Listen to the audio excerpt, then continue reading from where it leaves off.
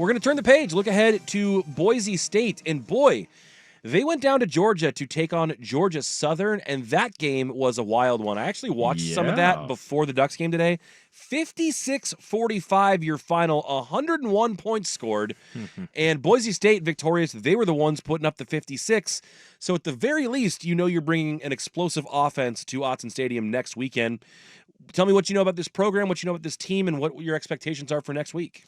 Yeah, look, I mean, Maddox Madsen he's a fine quarterback. He's not great. He's not going to light the world on fire, but he's going to be able to get the job done. He does a good job of not turning the ball over, finding the open receivers. But where they're really going to make their hay is Boise State is in this rushing game. They had 35 rushes against Georgia Southern, and I understand it's Georgia Southern. It's not going up against Oregon.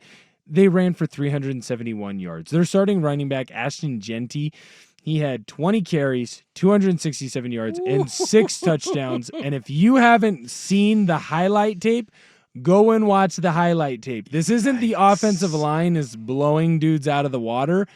This is the offensive line getting hat on a hat, and then your running back hitting the circle button 2 or 3 times, juking out the linebacker, then the free safety, then the strong safety, then hauling as fast as he can to the end zone. They have a slippery dude over there, and you're going to need all of your defensive line and all of your linebackers to really get after them to slow them down and to win this game. And frankly, it's not about winning this Boise State game anymore. It's about it looking the way that this Idaho game really should have looked. I understand that this Boise State team is a team that some people are picking as the get-in team, the group of 5 team that gets into the playoff and can be that 12. They won't be the 12th best team in the country.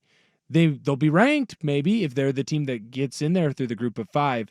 So if you are Oregon, you need to right the wrongs that you did from this last week. And the way that you do that offensively is you cut way down on the penalties, specifically on the false start and the illegal formation penalties. Those are simple focus mistakes, and they can be fixed tomorrow.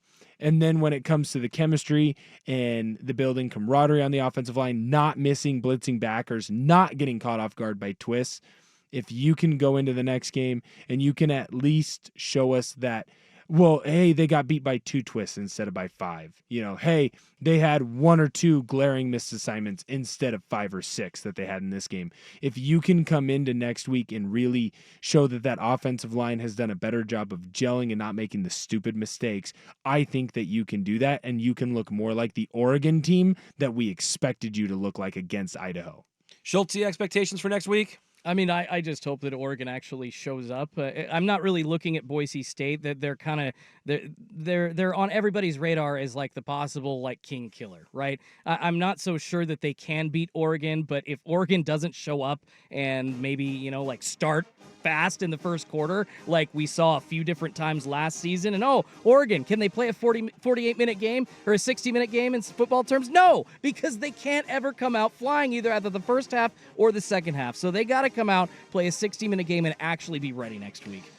Look ahead line, Oregon favored by 24.5. Maybe seems a little high, but that'll be. Ooh, go bet that. Go bet the under. I don't know. But the over/under at 61.5. But kickoff a late one next week at Autzen, a 7 p.m. kickoff. We will of course be with you on game day all next week for pregame coverage all the way through the Pacific Office Automation post-game show. No Ducks Roundtable this week. We are off for Labor Day. For Will Ortner, for Jordan Schultz, for Dusty Hara, Anthony Newman, and Joe Fisher, thank you for joining us on the Pacific Office Automation post-game scoreboard show.